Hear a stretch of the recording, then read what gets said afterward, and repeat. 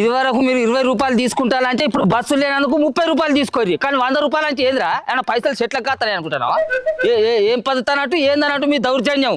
అరే ఇప్పుడు పంచాయతీ మోపు చేస్తా ముసలాడా? అన్న అడిగిందే తెచ్చి ఇంటికి రా రాదే.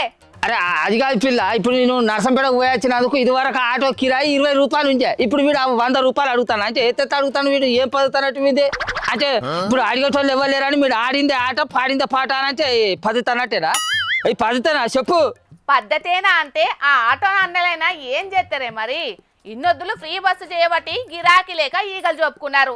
ఇప్పుడు బస్సులు బంద్ అయ్యేటాలకు చేతికి అందిన కాడికి చెప్పుకుంటున్నారు. ఇచ్చమున్నంటే దోచుకుంటాము అని అంటే ఇచ్చేటోడు ఎవరు లేడు ఇక్కడ. రావుని ఇక్కడ రాములు అయితే రేవంత్ రెడ్డి ముఖ్యమంత్రి అయితే 100 రూపాయలు ఇవ్వాల్సిందే. అరే ఏమో బాగా లావు నిలుగుతాను ఏదిరా? ఇవ్వకుంటే ఏం చేస్తావు నువ్వు? ఇంటి మీదకి వచ్చి దౌర్జన్యం చేస్తావా? నీకు ఎన్ని వేలు అప్పు ఉన్నారా నీకు? ఓరే మీ పంచాయతీని పాతర పెట్ట ముసలోడా.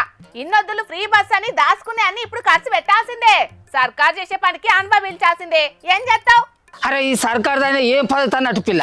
ఆ ఆర్టీసీ కార్మికులు ఏమన్నా గొంతమ్మ కోరికలు కోరుతానులా? పాత సర్కారు పద్ధతి ఏదైతే ఉన్నదో ఈ సర్కారును అమలు పరచమని కోరుతాను తప్ప